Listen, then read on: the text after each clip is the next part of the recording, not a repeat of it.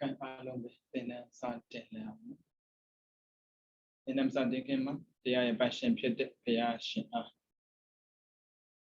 နမောတတသုံးခြင်းရောဆိုပြီးတော့ရှိကိုပူဇော်ဘုမြော်မှန်လျှော့ကြောချပါစို့နမောတတဘဂဝတောအရဟတောသမ္မာသမ္ဗုဒ္ဓတ္တနမောတတဘဂဝတောအရဟတောသမ္မာသမ္ဗုဒ္ဓတ္တနမောတတဘဂဝတောအရဟတောသမ္မာသမ္ဗုဒ္ဓတ္တ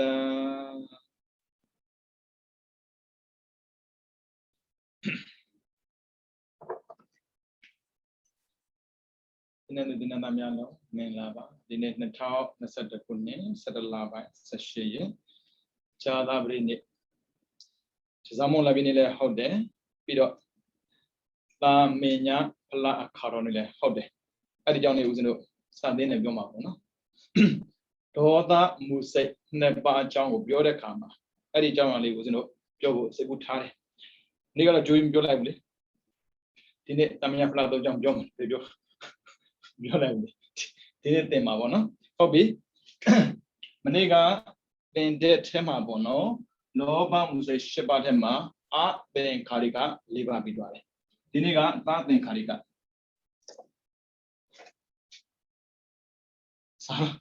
စာကြည့်ကြလားမသိဘူးဒီတော့ကြည့်ဖို့တက်တာမဟုတ်ပေါ့တက်ရုံမတက်တာပေါ့ကြည့်ထားတော့လွယ်တယ်ပေါ့ဟုတ်ပြီကိုဒုတိယမနေ့ကသင်တာကအသင်္ခါရိကဒီနေ့သင်မှာကသသင်္ခါရိကသူလည်းပဲလေးခုရှိတာကိုဓမ္မသသင်္ခါရိကသမဏတကိုဒေတိကတသံပယောသသင်္ခါရိကအဲ့ဒီပုဂ္ဂိုလ်တွေကသူကိုယ်တိုင်တော့အတ္တမကြည့်ဘူးသူကိုယ်တိုင်လောဘမကြည့်ဘူးဒါမဲ့ပြောလို့ကြည့်အောင်ပြောနေကြပါလေဟုတ်ပြီပရမတ္တသင်္ခါရိကသမဏတကိုဒေတိကတသံပယောသသင်္ခါရိကသမ္ပစေတနာစေတဲ့9ပါးပကိစေတဲ့6ပါးမောစတော့4ပါးလောဘ1ပါးဒိဋ္ဌိ1ပါးဒိဋ္ဌိကတံပြောမို့တော့သသင်္ခါရိကကိုယ်တိုင်ဥဆောင်ပြီးလောက်တာမဟုတ်ဘူးဥဆောင်သူကနေတော့ပြောလို့အရာရှိစကားလည်းပြောဆိုတော့အမိတ်ပိလို့ပေါ့အဲဆိုရင်ဌိနာမိတ်တာဌိနာမိတ်တာကမြဲတာမဟုတ်ဘူးနော်သူကသဟကရာစီဖြစ်ရင်နှလုံးဆုံးဖြစ်မယ်မဖြစ်ရင်နှလုံးဆုံးတော့မဖြစ်ဘူးကြည့်အောင်တချို့ပုဂ္ဂိုလ်တွေကအတ္တကကိုယ့်ကိုကြည့်တာမဟုတ်ဘူးနောက်မှကာဘာရှိတယ်အမခံတဲ့ပုဂ္ဂိုလ်ရှိတယ်လောက်တော့လောက်အမခံတယ်အဲ့ဆိုတော့သူတို့မှာအတ္တမရှိတော့ရှိတာပေါ့မိသားစုတော့လည်းပဲမတရားလုပ်မှာပဲဥပမာဆိုပါစို့ဗျာဒိဋ္ဌိအတ္တကိုအကြောင်းပြုတော့လုံးမဲ့အကုသိုလ် that's right အာဒိဏဒါနလုပ်မယ်ပြီးတော့ကာမေတုဝိသသနာလုပ်မယ်ပြီးတော့မုဒ္ဒဝါဒတစ်ခုစီဒီမှာအာဒိဏဒါနတစ်ခုပဲကြည့်လိုချင်တယ်ဒါပေမဲ့မလုပ်ရဘူးနောက်ကနေတော့ကာဘာပေးမယ်လို့ရှိလာတယ်လို့သာလို့ငါတို့ကမင်းတို့ကိုဘာမှအရေးမကြီးဘူးချတာချဒါဆိုအဲ့ဒီပုဂ္ဂိုလ်ကပထမတော့မလုပ်ချင်ဘူးမလုပ်ချင်တာတော့မလုပ်ရဲတာပေါ့နော်နောက်ကနေတော့တွန်းပြီးတာအာသင်္ခါရိကတွန်းပြီးလိုက်တော့လောဘတွေကြီးလာတယ်အတ္တတွေကြီးလာတယ်ကြည့်မတရားလို့လားအာဒိဏဒါနခိုးတာဝက်တာလူတာရက်တာလောက်ကိုလုံးမှာ cha phu cha ma bo chồng nó mà chồng phu lệ cha rồi cha phu mà boဒါမဲ့အဲ့ဒီပုံကိုဆက်လုပ်နေတော့မယ်တို့ရတာပေါ့ခိုင်းနေသူရှိလို့သူကပြောတယ်ကျွန်တော်တို့လှုပ်ချင်လို့လှုပ်တာမဟုတ်ဘူးခိုင်းလို့လှုပ်တာခေတ်စကားလည်းပြောဆိုတော့အမိတ်ရလှုပ်တာပေါ့ဘာကြောင့်ပဲလှုပ်လို့အာကုသိုလ်ကအကုသိုလ်ပဲလူရဲ့အတွေ့အကြုံမှာပေါ့နော်သူများခိုင်းလို့လှုပ်တယ်ဆိုရင်အပြည့်ပေါ့တယ်ထင်တာကိုမဟုတ်ပါဘူးမပေါ့ပါဘူးညားလာတာအကုသိုလ်မနေ့ကတင်တဲ့ထဲမှာဆိုရင်လောဘဒိဋ္ဌိဆိုရင်19ပါးရှိတယ်ထိနာမေတ္တာထက်တော့22ပါးဖြစ်ပါမှာအကုသိုလ်များလာတာအဲ့ဒါကိုလေလူတွေကပြောတယ်ကျွန်တော်တို့လှုပ်ချင်တာမဟုတ်ပါဘူးမလှုပ်ချင်ဘူးမလှုပ်ချင်မလှုပ်နဲ့လေအခုကြည့်ကာမေတုမိတ်ဆာစာကသူများသားများကိုပြစ်မှားတာလှုပ်ချင်လို့လှုပ်တာအောက်မှာ background ရှိတယ်ထိနာမိတ်တာတခြားမဟုတ်ဘူးသူကကိုယ့်ကိုယ်တော့မလုပ်ရဘူးလေဒါမဲ့နောက်ခံ background ရှင်လောက်ကိုလုပ်တယ်ဆိုပါစို့စတော့ကြားဖို့တလောက်ပေါ့နော်သူတော့ကျွန်တော်ကြုံဖို့တာမဟုတ်ပါဘူးဒီလက်ကပါစစ်ဂျာမန်လေတိတ်ဆိုးတာပဲတဲ့နောက်ကဟစ်တလာရှိတယ်ရှေ့ကလောက်တာဟိုပြီးတော့ဂျပန်အခုတော့မဟုတ်တော့ပါဘူးအခုဂျာမန်တို့ဂျပန်တို့ကောင်းသွားပြီပြီးတော့မုဒဝါဒလိမ့်တယ်သူလိမ့်ရင်လို့ပြောဘာကြောင့်ပြောနောက်ကပြောလို့ပဲပြောလိမ့်တာပဲမုဒဝါဒလောဘဒိဋ္ဌိကိုအတွက်ကိုကပါဖြစ်အောင်ကိုလိုချင်တာလဲရအောင်ပေါ့နော်ကြည့်လိုက်လောကမှာဒါကြောင့်မို့လူတွေကပြောကြတယ်ငါတို့လှုပ်ချင်တော့မဟုတ်ပါဘူးသူများခန့်လို့ပါအဲဆိုရင်သားသင်္ခါတွေကပဲအာကုသိုလ်ပဲတုံးလို့လဲလို့အာကုသိုလ်ပဲအကျိုးပေးတဲ့အခါမှာမင်းကတုံးလို့လုပ်ခဲ့တာငါတော့မပေးဘူးမရှိဘူးဒါကြောင့်မို့လေအာကုသိုလ်ကိုယ်တိုင်လဲမလုံးမိစေနဲ့သူများပြောလို့လဲမလုံးမိစေနဲ့ခံရကိုခံရမှာကုသိုလ်မှကြတော့လေကိုမလုပ်တတ်လို့သူများလုပ်ခိုင်းတဲ့အခါမှာလုပ်လိုက်ကောင်းတာမို့လို့မကောင်းတာကြတော့သွားတော့မလုံးနဲ့ဗျာစင်ချေမရှိဘူးနော်စင်ချေမရှိဘူးကံမှာစင်ချေမရှိပါဘလောက်ပဲမြင့်မြတ်တဲ့ပုံကိုယ်တရားဖြစ်နေပါစေလောက်ခိုင်းရင်တော့ခံရတာပဲတရားကြည်ပါလားဗျကွက်လိုက်တဲ့ရှက်တော်သေးတာပေါ့ဗျာတာနာမည်ကြည့်ပြီးတော့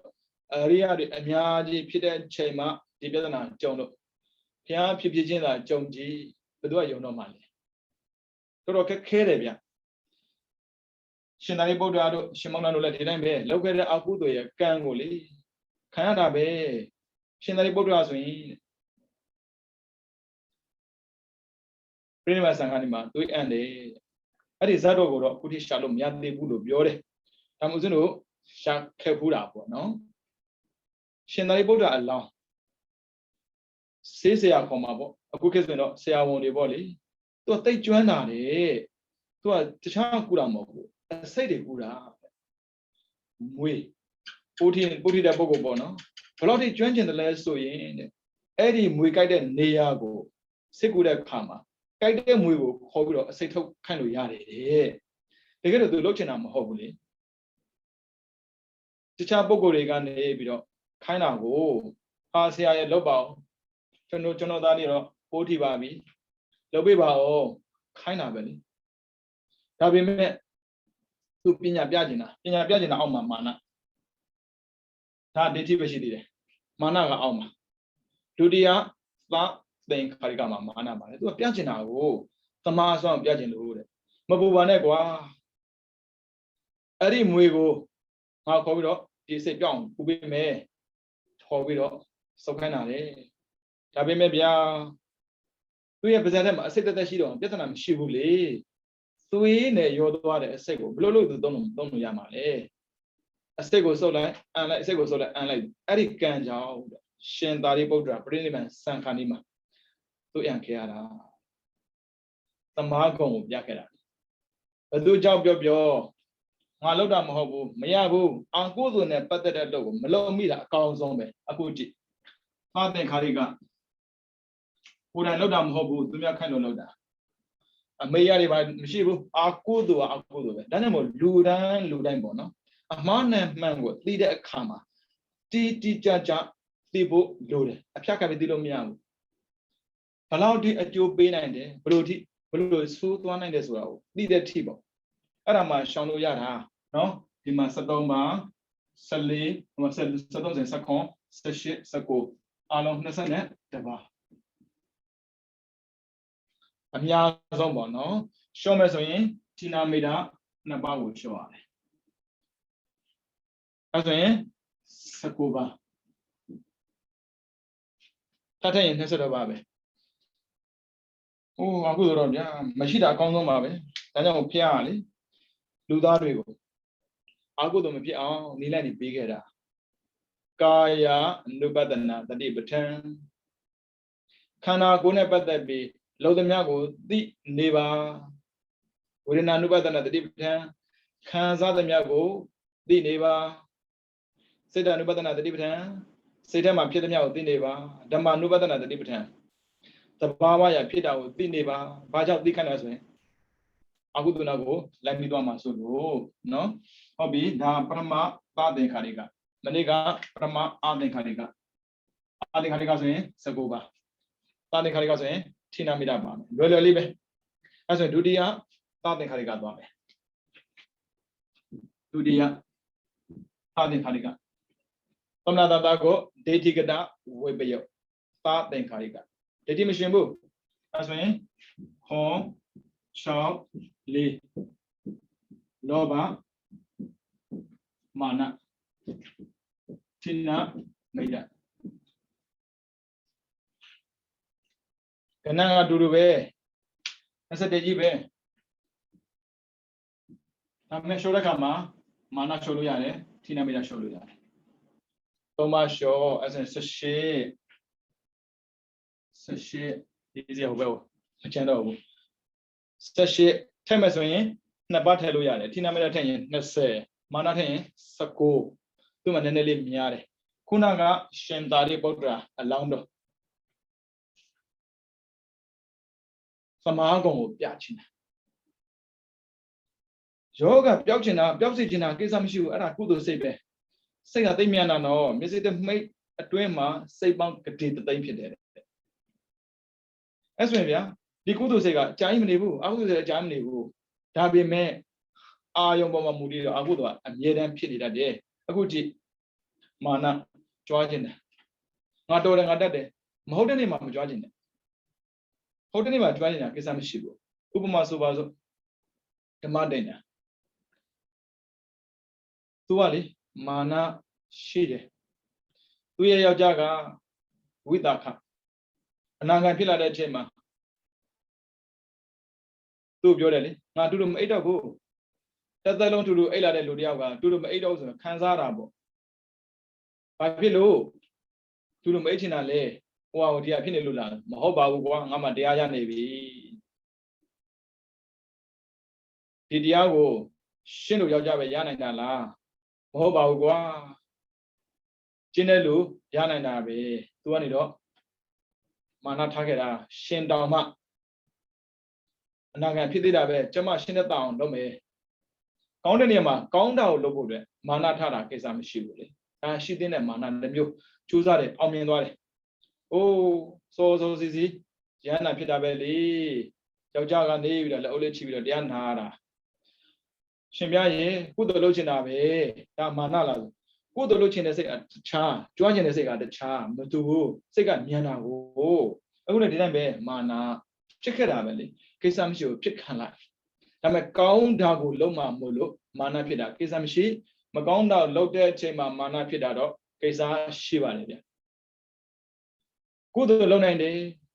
ငါကုသိုလ်ရလုပ်မယ်ကိစ္စမရှိဘူးလေ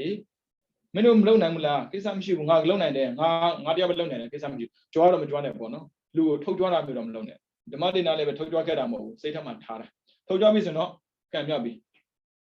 ဟုတ်ပြီနော်ပြီးတော့ဒုတိယသာသင်္ခါရိကဒုတိယပြီးတော့တတိယပေါ့လေတတိယသာသင်္ခါရိကဥပက္ခသာကိုဒေတိကတတံပြောသာသင်္ခါရိကဥပက္ခဖြစ်သွားပြီခွန်ငါဥပက္ခဆိုရင်ပီတိကျင်ပြီးသားပြီးတော့ most of labor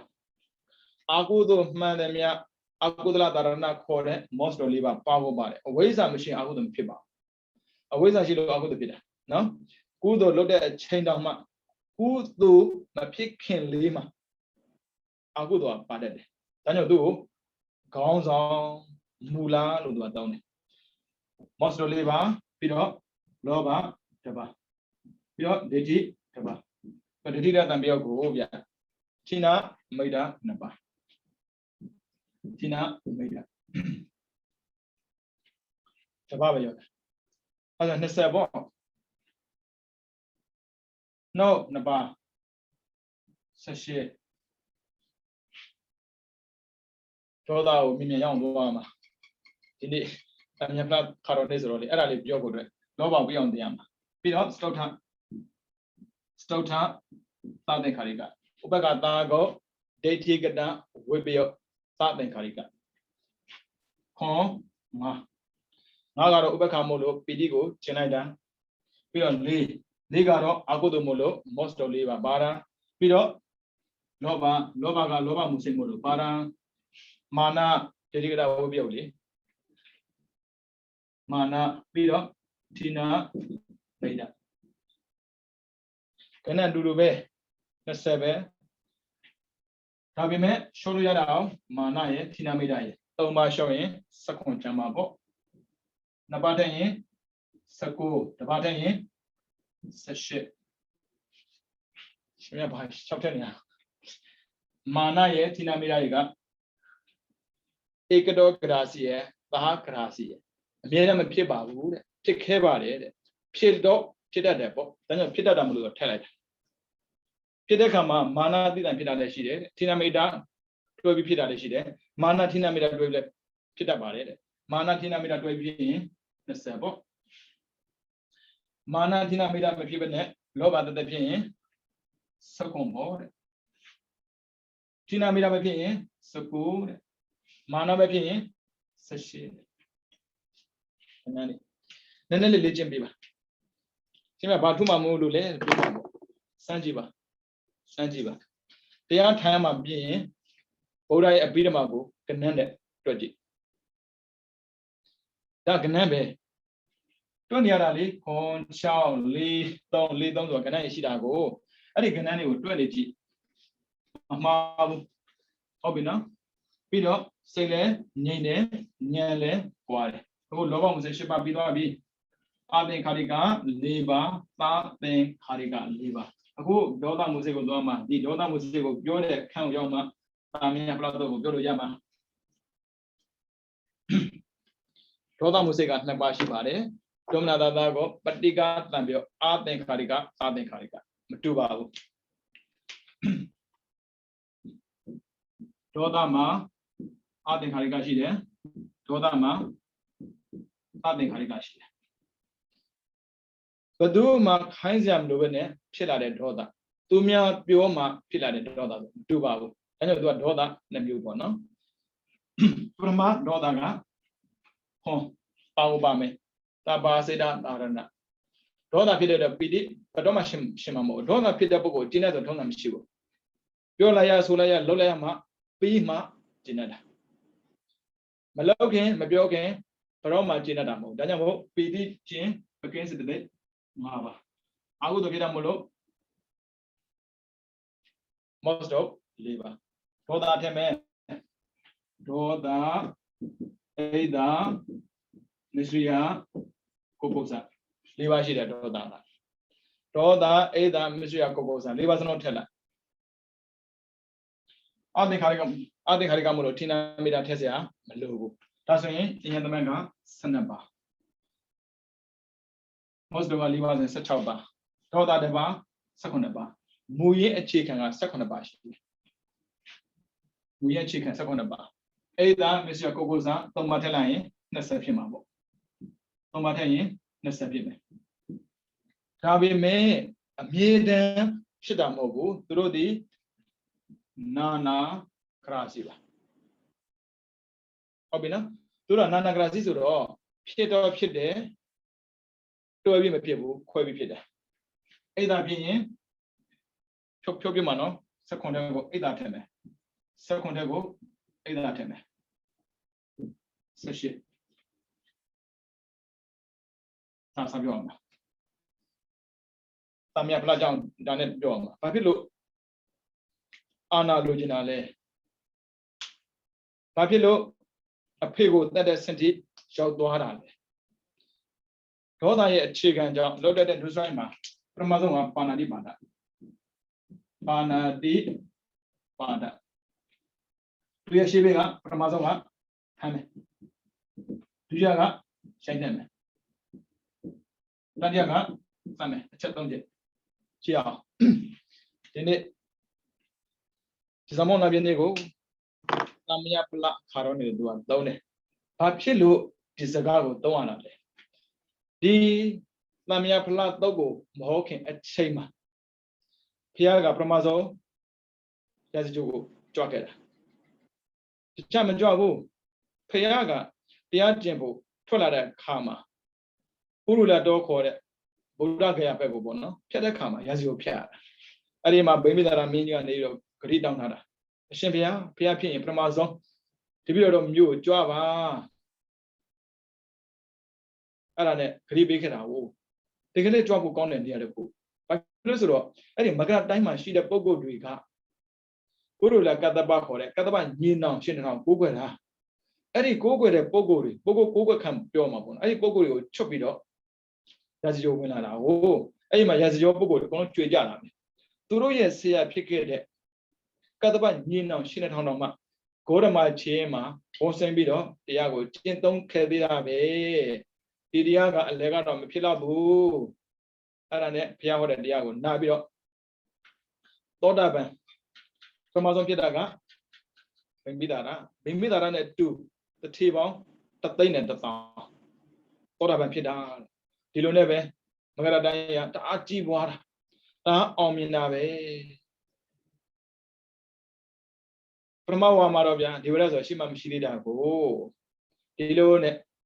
သာသနာထက်ကိုဒီဝရအာနန္ဒာနုရုဒ္ဓကိမိလဘဂုပြီးတော့ဥပါလိပုဂ္ဂိုလ်6ယောက်ဝင်လာတာအဲ့ဒီချိန်မှာပဲဒီဝရတော့နောက်ကျတာကိုရှင်သာရိပုတ္တရာနဲ့ရှင်မောင်လန်ကအရင်ရောက်နေပြီသားအဲ့ဒါနဲ့ဗျာဘုရားကပင်ပန်းတဲ့အချိန်တွေခါနာတဲ့အချိန်တွေမှာသူ့ကိုယ်တိုင်တရားမဟောဘူးတဲ့ရှင်သာရိပုတ္တရာကိုဟောခိုင်းတာအဲ့မှာအိတ်တာစားတာပဲအိတ်တာဆိုတာမနာလို့လား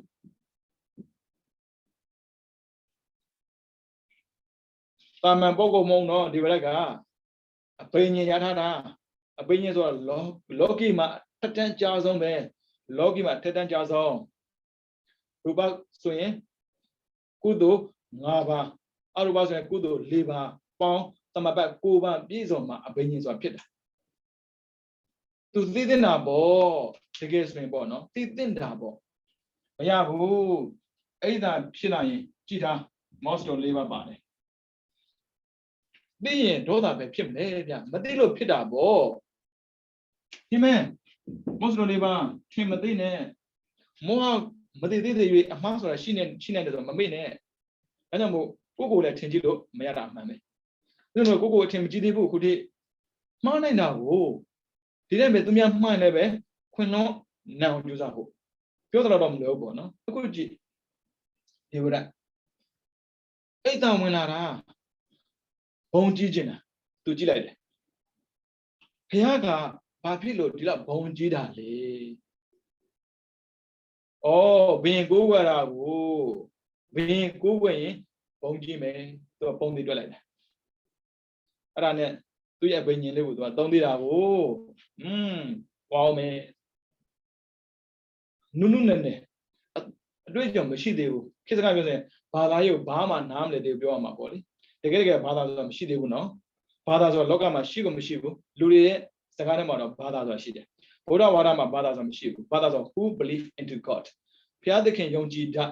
တဲ့ပုဂ္ဂိုလ်ကိုဘာသာလို့သူကသုံးတာကိုဥစ္စာဘုရားဝါဒကဘုရားသခင်ယုံကြည်တာမဟုတ်ဘူးသစ္စာ4ပါးကိုကျင့်သုံးတာဘာလဲဆိုရင်မဂ်ခင်10ပါးနဲ့ဒါဆိုရင်ဘုရားမယုံလားဆိုယုံတာပေါ့ဘုရားယုံနဲ့ကိလေသာမကင်းဘူးဘုရားယုံရင်ဘုရားပြောတဲ့စကားကိုလိုက်နာပြီးတော့ကျင့်သုံးမှာ ဦးဇင်းတို့ရဲ့ဂေါရမဗုဒ္ဓသည်ကတ္တရှင်မဟုတ်ဘူးလမ်းပြသူအဲ့ဒါနဲ့ဗျာနုနုနဲ့အရွယ်လေးရှိတဲ့အစတတကိုအဘိညာဉ်အိဒီဝိဒအဘိညာဉ်နဲ့တွားပြီးတော့လေလူလင့်ပြိုအရွယ်ပေါ့လူလင့်ပြိုဆိုတာကလူပြိုလေးပြောတာပါအရွယ်ကောင်းလေးပေါ့အသက်က21လောက်ပေါ့လေအိန္ဒိယရဲ့ထုံးစံသို့မဟုတ်မကရတိုင်းနဲ့မဇ္ဈိမဒေသထုံးစံကမွေးကိုတော်တော်တန်ဖိုးထားပုံရတယ်အခုအိန္ဒိယကလည်းကြည်လိုက်ကြာဆိုရင်ကားဆိုမွေးတွေနဲ့ဘာတွေရှုပ်ချက်ခတ်နေတာဒီတိုင်းပဲတဲ့ဒီဝရကလူလင့်ပြိုပုံစံကိုဖန်ဆင်းပြီးတော့ခန္ဓာကိုယ်မှာမွေးပတ်ထားတာအဲ့ဒါဇာတတရဲ့ခန္ဓာကိုရောက်ချလာတာကိုဟောကြောက်လိုက်တာမလောက်ပါနဲ့မကြောက်ပါနဲ့မကြောက်ပါနဲ့မင်းသားတဲ့မကြောက်ပါနဲ့ပြောပြီးမှကြောက်နေပြီလေဗျာငါကဒေဝရတ်ပါတဲ့ဒေဝရတ်ကဘုန်းကြီးလေဘုန်းကြီးပုံစံပြမှာပေါ့ဆိုအဲ့ဒါနဲ့ဘုန်းကြီးပုံစံပြလိုက်တာထင်ကြီးသွားတာပဲမာနဝင်လာတာဒိဋ္ဌိနဲ့မာနတူတူမဖြစ်ပေမဲ့လို့ကြည့်ထင်ကြီးသွားတာထင်ကြီးတာမာနပဲလေပြလို့ထင်ကြီးတာသာသင်္ခါရိကအဲ့ဒါနဲ့ဗျာသူရနေတဲ့အရာတွေကိုသူ့ဆရာကိုပံ့ပိုးတာပေါ့လေဒီဝရလည်းလဲတယ်ဗျချက်ချင်းကြီးဗုဒ္ဓကိုမပုံကံဘူးအင်အောင်မွေးတာအင်အားရှိပြီဆိုမှတုတ်ပြန်လို့ရတာကိုအင်အားမရှိရင်ဘာတော့တုတ်ပြန်မှာအဆက်ကွဲမှာပေါ့ဒီဝရလည်းလဲတယ်ဗျဆူတာအဲ့ဒီဇာတတကလေဒီဝရကိုတအားယုံကြည်တဲ့အဆင့်ကိုရောက်မှပြောတာမင်းသားခေကတည်တဲ့အတိုင်းပဲအသက်တူတဲ့ခေရောက်နေတာအသက်တူတဲ့ခေမှာပြည့်စုံတဲ့စိတ်ခံစားဖို့ဆိုရင်တော့မြင်းမြင်းဆန်းဆန်းလှုပ်ရှားမှရမှာမင်းသားရဲ့ဖေးလက်ကြည့်လေအသက်ငယ်ငယ်လေးရှိသေးတာဘယ်တော့သိမယ်ဆိုသိလို့လားဘယ်တော့သိမယ်ဆိုမသိတဲ့ကိစ္စတစ်ခုကိုနန်းချမှရမှာပေါ့ပြောတာလေသူကြံကတော့ဆရဒကဘာပြောလဲဆိုတော့မင်းသားကငယ်ရွယ်နဲ့ဘင်းတော့ငါကဖះကိုလှုပ်ချင်ပြီးတော့ဖះလုံးမယ်တယောက်ကဘင်းတယောက်ကဖះယူနဲ့ဘင်းယူဖះတွေ့တာပဲအဲ့ဒါနဲ့ဗျာပြောတဲ့တဲ့တော့လှုပ်တာနော်ဖုန်းကြီးအကြံပေးတာနော်ဖုန်းကြီးအကြံပေးတာအမလီသူတို့ကဘာထင်လဲမသိဖုန်းကြီးအကြံမပေးထင်တာပေးတာပေါ့ပေးလိုက်တာဒီဝရဆိုဖုန်းကြီးပဲလေအကြံပေးလိုက်တာပေါင်မှာဓာတ်ချီပြီးတော့အဖေကိုသွားတတ်တာလေလောက်ပုံကဒါပြန်ဖေးစီကိုတန်းမရအောင်လေအမတ်တွေကတန်တရားရှိလို့တဲ့ကောက်ဖမ်းတာမိပါလေရောအဲ့ဒီဇာတတဆိုလူတွေမလိမ်ဘူးဗျာဒီလူရလိမ်ရင်လွတ်ရင်တော့မှာမလိမ်ဘူးပြောင်းမဲ့ဘာကိစ္စဆိုအဖေတက်ဖို့လာတာလေနောက်ခံဘယ်ကတော့ကောင်းတာကိုသူထင်တာဒီဝရကဒီတကူရအမြဲတမ်းတည်ရှိမယ်သူထင်ထားပုံရပါတယ်အဖေကိုတက်ဖို့လာတာတဲ့ဒေါသထွက်လိုက်တာဒါပုံကံမှုတစ်ခုပဲပြင်သားမယ်ဆိုပုံကံမှုကိုအဲ့ဒါနဲ့မင်းတော့ဖမ်းတယ်ဒါပေမဲ့ဂျန်ဖမ်းလို့မရဘူးလေဖမ်းတော့ဖမ်းတာပေါ့အဖေကိုဘင်းကိုအကြောင်းကြားသေးတာကိုအဲ့ဒီချိန်မှာမိမိသားမင်းရသောတာပန်ဖြစ်နေပြီလေဗျာသောတာပန်ဝိရိတိ၃ပါးအမြဲတယ်တတပြတ်တာလုံးဝမလုပ်ဘူးလိမ့်နာညတာမလုပ်ဘူးအဲ့ဒါနဲ့ဗျာခေါ်လိုက်တယ်ခိုင်းစီဝေးခေါ်ချက်ချင်းခေါ်ရတာအမတ်တွေအကုန်လုံးခေါ်ငါသားတော့ငါလောက်ကြမယ်တဲ့အဲ့ဒါမင်းတို့ဘယ်လိုသဘောရလဲမေးတာနှစ်ဖွဲ့ကွဲနေတာတစ်ဖွဲ့ကဖာဖိဘွက်ပေါ့လေမင်းသားကိုမတတ်သိမ့်ပါဘူးလူငယ်ဆိုမှားတတ်ပါတယ်ခွင့်လုပ်ပေးပါတစ်ဖွဲ့တော့မရဘူးဘယင်ကိုလုံးကြံမဲ့လူကိုအရှင်ထောက်ခံမရှိပါဘူးဗျာဒါဥပဒေပါပဲဒါကြောင့်မို့သေတံပေးသိမ့်ပါတယ်ဇာတလည်းမေးတဲ့တာကိုမင်းကဘာဖြစ်လို့ငါလုံးကြံနေတာတော့နန်းလိုချင်လို့တဲ့အဲ့ဒါနဲ့သတ်စေဆိုတဲ့အဖွဲ့ကိုရှာတုဖြုတ်ပြစ်တာလူရဲ့တွေးမှာမတရားဘူးလို့မဟုတ်ဘူးဗျသူ့ဘယင်အနေနဲ့ယာထုကဆင်းပေးလိုက်အောင်နဲ့ပါဏာတိပါဒကံလွတ်သွားမှလေပြီးတော့တတ်ချင်တဲ့လူတွေကိုထားခဲ့လို့မရဘူးယာထုပေးခဲ့လို့မရဘူးယာထုပေးခဲ့ရင်ပြန်တတ်မှာဟိုပြန်တတ်ရင်ပါဏာတိပါဒကံလိုက်လာမှာဗျအရိယာကကံကိုအဆုံးထိမြင်တာဘုရားရှင်ကကံကိုဝိတုဝါဒပဲမြင်တာကိုယ့်ကိုမတရားလုပ်တာတားရမှာပေါ့လောက်တာဟိုဒါကြောင့်မို့ဘုရားရှင်းရှင်းလေးရဲ့တတ်ချင်တဲ့ပုဂ္ဂိုလ်အားလုံးယာထုဖြုတ်လိုက် ဖားတဲ့ပုံကိုနဲ့ငါသားနေခဲ့တော့သူကနန်းဆင်းပေးတယ်ဒီဝရက်ဆိုတဲ့လူကတော်တော်အောင်ဆက်ကောင်းတယ်ဗျဆင်းပေးပြီးပဲမရသေးဘူးဘာဖြစ်လို့ဆိုတော့ပြည်သူချစ်တဲ့ဘရင်မို့လို့တဲ့ဒီနဲ့လောတာလို့မရဘူးတဲ့နန်းကိုပြန်တဲ့ဘယ်လိုလုပ်မလဲတဲ့ဖမ်းတဲ့ဟောချတာဖမ်းခဏပဲအရိယာမို့လို့ပေါ့ဗျာဖြစ်ပြအရိယာမို့လို့ပုရုဇဉ်တော်ဆိုရင်သေတာကြားပြီဒီဇာတသက်ဘယ်ပုရုဇဉ်ကခွင့်လို့မှာတော့ကိုယ့်ကိုဒုက္ခပေးမယ်လို့သူတော့အေးဆေးပဲအဲ့မှာဇက်ကကြည့်ဖို့မှာပေါ့နော်အစာကိုမြဲတမ်းသွားကျွေးတယ်သူရဲ့မိန်းမကစာသွားကျွေးတာကိုသူ့မေပေါ့လေဇာတသက်ရဲ့မေကသွားကျွေးနေတာငါဖေကဘလို့ချင်းနေရှိတော့အိုးကျမ်းမလိုက်တာအဲ့ဒါနဲ့ကျမ်းမလိုက်တာဆိုဘာလို့ဘာဖြစ်လို့ကျမ်းမလဲအစာစားနေလို့အစာဖြတ်ကွာဖြတ်ခိုင်းတာပြောနော်ဣတာတွေဝင်လာတာဒါတကယ်က तू ကအသင်္ခါရိကနောက်မှဖြစ်တာသသင်္ခါရိကခိုင်းလို့ချင်းဖြစ်တာအဲ့ဒါနဲ့ဗျာအမေကိုလည်းပဲဒုက္ခမပေးပါနဲ့အစာဖြတ်တော့တဲ့အဲ့ဒါ तू မိတ်ထုတ်တာမဟုတ်ဘူးသူရဲ့ဆရာကပြောလို့နင်းဖေကဒီတိုင်းသာသက်ရှင်နေမယ်ဆိုရင်အထင်မြေနန်းပြန်လူနိုင်တယ်မလီကြောက်စရာကောင်းလိုက်တဲ့ဒီဝရဗျာပစစရုံမာတာပဲထောင်ကိုဒီတိုင်းချောင်းလို့မရဘူးတဲ့နောက်ဆုံးတတ်ခိုင်းတာလေဒီဗိမိသာရအဝတ်စရာကောင်းတယ်ဗျထောင်ကိုလေကိုယ်တိုင်ရွေးတာနော်အခုတိရှိတယ်ဗိမိသာရဂျေဗိမိသာရထောင်ပေါ့နော်လူဆိုတဲ့ပုံကဒေါသမကင်းသေးဘူးအဲ့ဒါမစရိယတာမဖြစ်တာဒေါသမကင်းသေးဘူးခန္ဓာရည်အားနေလာတဲ့အခါမှာတောကဝင်လာတတ်တယ်ပုရုဇဉ်မှာမဟုတ်ဘူးအရိယာလည်းဖြစ်တာပေါ့မလေးအရိယာမဖြစ်ဘူးသူပြောတော့ဝိသခါတော့မြတ်သူမြည်သေးတဲ့အခါမှာငိုလိုက်တာငိုမှာပေါ့တောကရှိတာကိုဗျလူတွေကရှော့တွက်တာကိုဒေါသကင်းတယ်ဆိုတာအနာဂတ်မှာကင်းတာအခုသောတာပန်သူတောကမဖြစ်ချင်ဘူးပြီးတော့မတရားလောက်ခံတာလေဘာမှလည်းမဆိုင်ဘူးသူဆရာတရားကပြောလိုက်တဲ့စကားကိုနားထောင်ပြီးတော့သူ့ကိုနန်းချပြတာနန်းချတာခန်းတယ်ဘာဖြစ်ဆိုတော့သံမှုဖြတ်မှုနဲ့သွေးချောင်းစီမှာဆိုတော့အဲ့ဒါကိုသူကရွေးတာလေထောင်ရွေးတာဖရာသတင်းသုံးတဲ့ဂေဇုကောတောင်နဲ့တန်းနေတာတော့ကြည့်မယုံရင်သူ့မှာကိုးကွယ်ရအကိုးရဘယ်သူမှမရှိပေမဲ့လို့ဖရာတော့ရှိကျင်တယ်တဲ့တရားသူ့မှာရှိပြီးသားလေသောတာပန်ကိုဒါပေမဲ့သောတာပန်လည်းပဲသောတာပန်ဆိုတာဖလားသမဘဝင်စားတဲ့ချိန်တော့ပဲတောကကင်းတာဟိုဗျာသူ့မှာချစ်တဲ့မိမလည်းရှိသေးတယ်သူ့ကိုသူချစ်ပါတယ်ဆိုရင်သူ့ရဲ့သားကသူ့နန်းချပြီးတော့ဒုက္ခပေးနေဆိုသူလည်းတောကဖြစ်မှာပေါ့ဒီတောကဖြေပြောက်ဖို့တဲ့ဘုရားကိုဖူးရင်းနဲ့တောကဖြေပြောက်မယ်ပေါ့လေအဲ့ဒါနဲ့အစာဖြတ်လိုက်တာနော်ခုနှစ်လောက်ထိသူကအစာမစားပဲနေတာသွားကြည့်တော့လေမလေးဇင်းညာရှောင်းနေတာတဲ့ဇင်းညာရှောင်းနေတာခန္ဓာကိုယ်အယောင်တောင်ထွက်သေးတာတဲ့ဘယင်ကနေပြီးတော့ဘုန်းကြီးကိုသတင်းပို့ရတာနော်ဒီဗရမေးတာကိုဘလို့ချင်းနေရှိနေပြီးတော့ရှင်ဗျာဒီတော့ဖေအစာဖြတ်ပေးမယ်လို့ခန္ဓာကိုယ်အယောင်တောင်ထွက်နေပါပြီဗျာ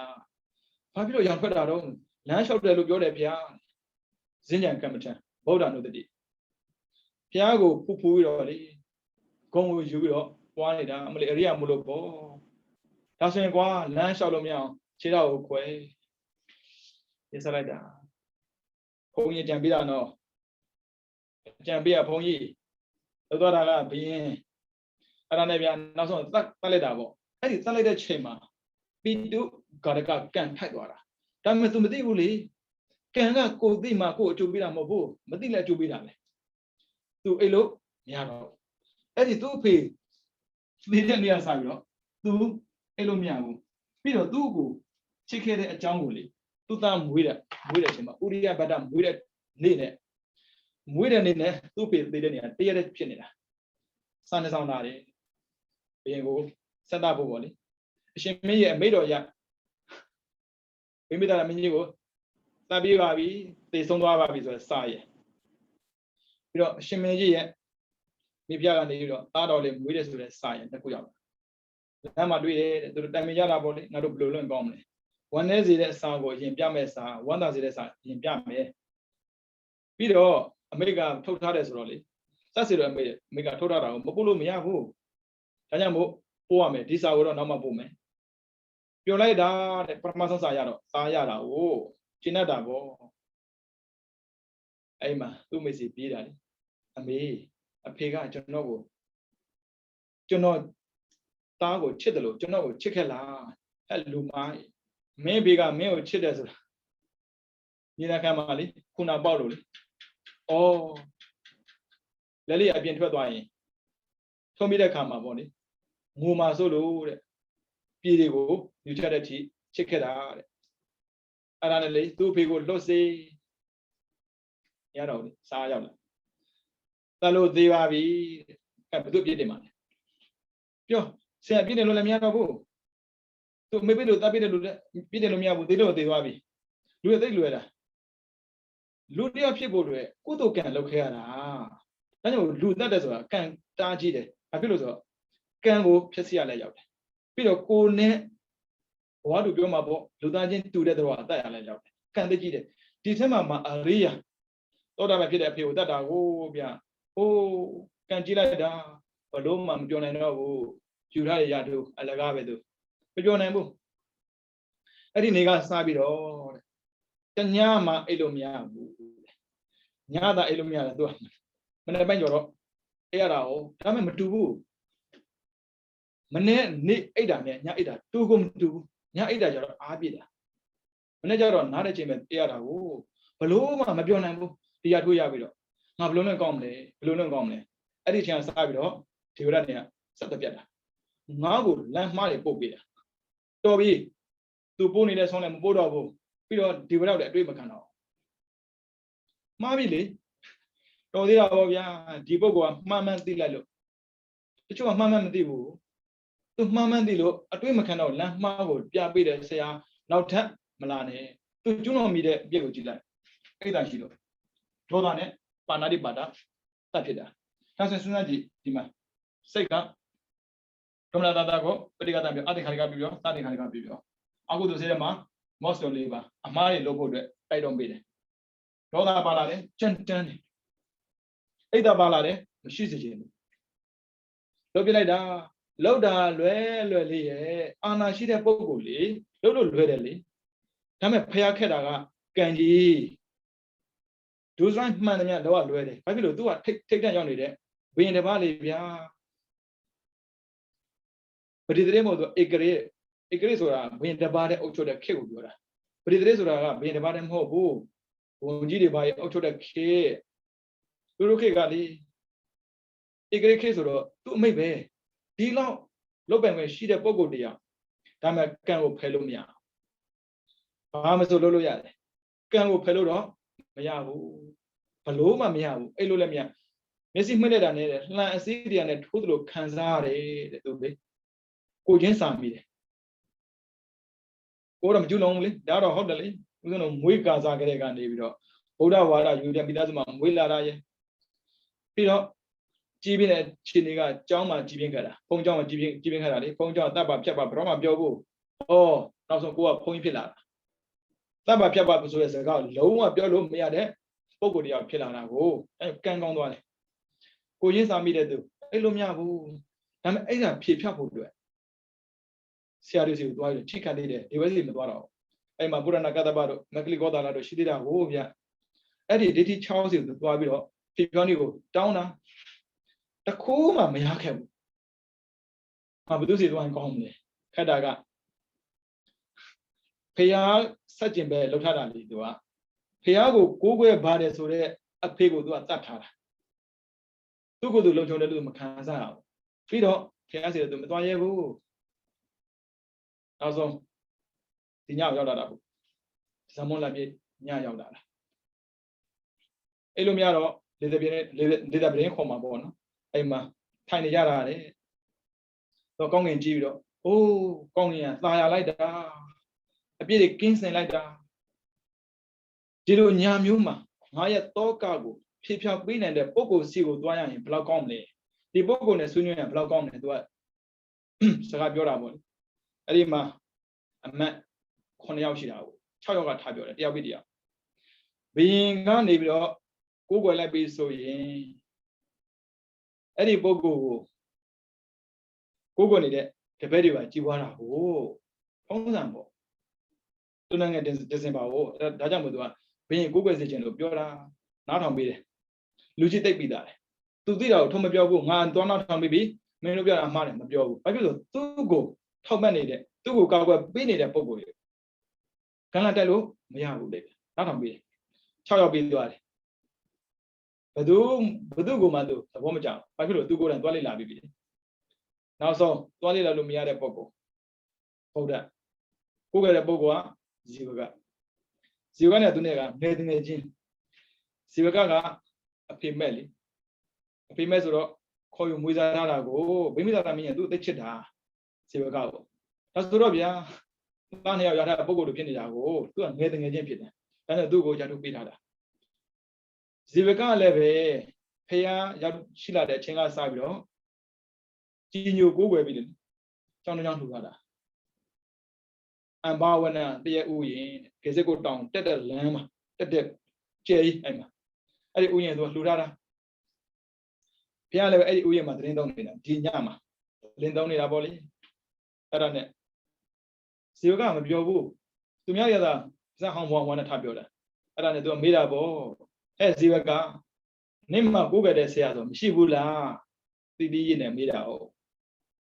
သူများတွေရပြောနေတယ်လေနင်လဲရှိရင်ပြောတင်တာပေါ့ကျွန်တော်မျိုးမရှိတာမဟုတ်ပါဘူးဗျာမမေးလို့မပြောသေးတာပါအိုးဗုဒ္ဓဝါဒပြီးသားလိုက်တာဗုဒ္ဓဝါဒဆိုကိုးကွယ်ပါလည်းပြောစရာမလိုဘူးကိုးကွယ်ခြင်းတဲ့ပုဂ္ဂိုလ်မေးလိုက်ရင်သာဖြေရတာရှင်းလေးဖះလည်းပဲဒီတိုင်းငါဖះမင်းတို့ကိုးကွယ်ပါဘာလို့ပြောမှာတော့ဗုဒ္ဓဝါဒကအရေးအတွက်များဖို့ထက်အရေးသွေးပြဖို့ဒီကဥစားပေးတယ်လူတွေကအဲ့လိုမတွေးဘူးအရေးအတွက်များလာမှာအရေးအတွက်များရင်ပြဿနာပုံများတယ်အရေးသွေးများရင်ပြဿနာလုံးဝမရှိဘူးအဓိကအရေးသွေးပဲ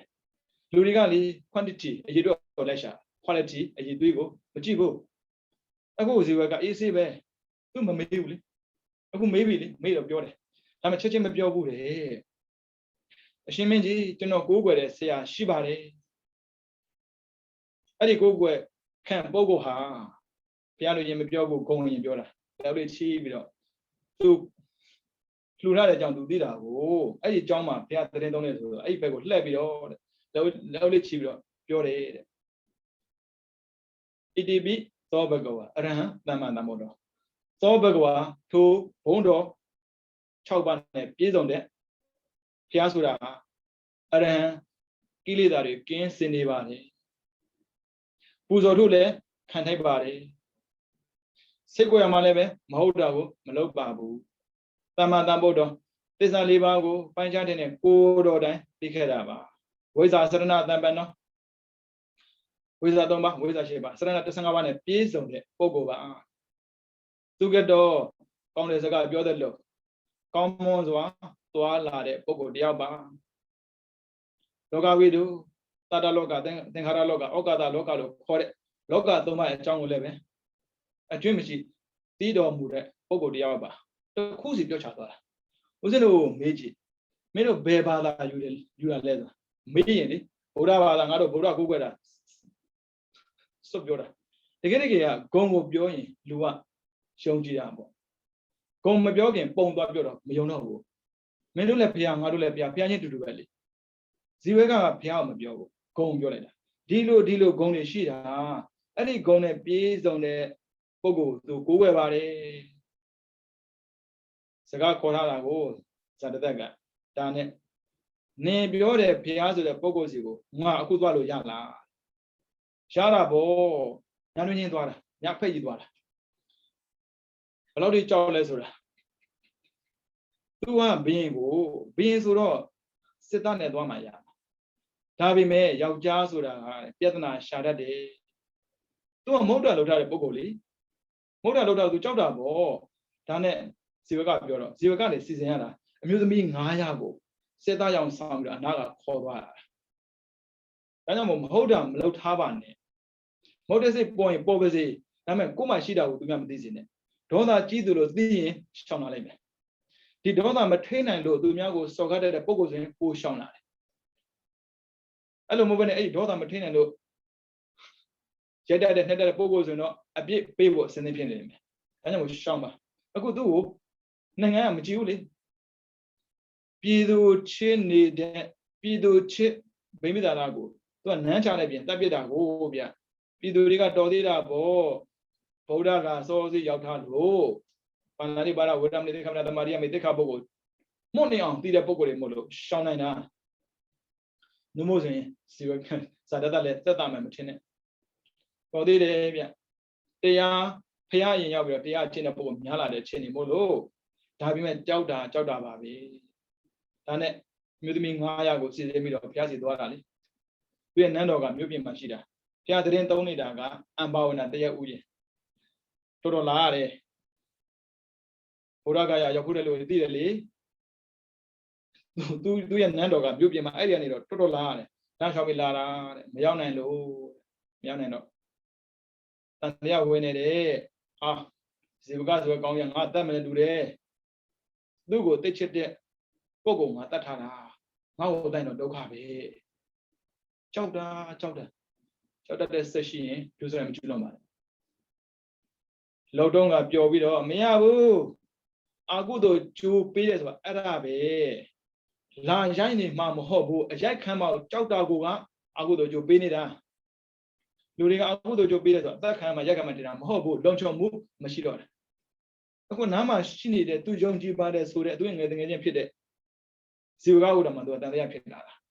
ဇီဝကလည်းခေတော့မခေဘူးဗျ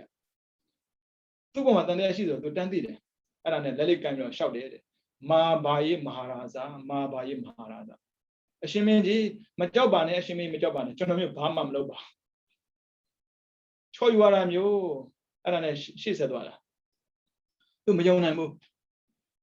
ဒီနေရာမှာသံဃာပါထောင်တရင်သုံးနေတော့မဖြစ်နိုင်လူတယောက်နေရင်တချင်းဆိုနေလိမ့်မယ်လူ2ယောက်နေရင်စကားများနေလိမ့်မယ်လူ3နေရင်3ယောက်နေရင်ညင်းနေလိမ့်မယ်လူများလေးစကားများလေးဒီလောက်လူများရဲ့နေတဲ့ဆိုတဲ့နေရာမှာဘာသာမှမကြတာငါ့ကိုလောက်ကြမှုခေါ်လာတာတန်တရားရှိတာမဆန်းဘူးလေဒါပေမဲ့ဗျာအမ္ဘာဝနာခေါ်တဲ့တရားဥယျာဉ်တော့ရောက်တဲ့ခါမှာမီးလေးလင်းနေတာတွေ့တယ်လက်တဲ့တော့ဖျားထိုင်ကြအောင်ဟာလူရှိတယ်ဘုံမတွေ့သေးဘူးလေလူရှိတယ်စိတ်ထဲမှာကျဉ်းသွားတာပေါ့လေကားဝါလည်းရောက်ရောရုပ်တုလိုပဲထိုင်နေကြတာအော်တာကျဉ်းလိုက်တာကျောင်းပေါ်တက်တာနဲ့သူရဲ့စိတ်ထဲမှာသူ့တောင်တရိရတယ်ငါရဲ့သားဥရိယဗတ္တဒီဟန်တွေလို့ငြိမ်းချမ်းတဲ့ပုဂ္ဂိုလ်ပြင်စိတ်ကောင်းမှာပဲဖြစ်မှာပေါ့သူအသက်ခံမှာကြောက်ပြီလေသူလည်းပဲသူ့ဖေကိုတတ်ခဲ့ရင်သူရဲ့သားလည်းသူ့ဖေကိုတတ်မှာပဲဘေးရဲ့စကားကြားရင်နားယောင်တတ်တာကိုနင်းရဲ့ဖို့ပြတဲ့ဗိမိသာရမင်းကြီးကိုနင်းအဖေကရထုလို့ချင်းလို့တတ်ခဲ့တဲ့သူကြားခဲ့တဲ့ခါမှာငါ့ကိုလည်းတတ်နိုင်တယ်ကြောက်တာပေါ့ဒါကြောင့်ဥရိယဘဒမင်းသားလေးဟာဒီယဟန်တွေလို့ငြိမ်းချမ်းတဲ့ပုဂ္ဂိုလ်တယောက်ဖြစ်စိတ်ကောင်းမှာပဲစိတ်ဓာတ်မှာဖြစ်တာချက်ချင်းဘုရားစကားမပြောရဲဘူးစကားမပြောတော့ဘုရားကနေပြီးတော့ပြန်ပြောရတာပေါ့မင်းကြီးချစ်တဲ့ပုဂ္ဂိုလ်တရားနေတာလားဟာဘုရားဆိုတဲ့ပုဂ္ဂိုလ်ကမေးမှသိတာမှမဟုတ်တာမမေးလဲ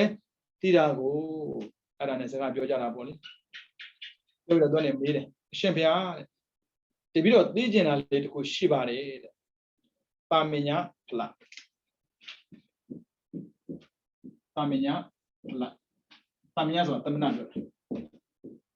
တမနာရဟန်းတပါလူတယောက်အနေနဲ့ရဟန်းဝတ်လိုက်ပြီဆိုရင်ဘာအကျိုးတွေရနိုင်တယ်လဲဗျာတဲ့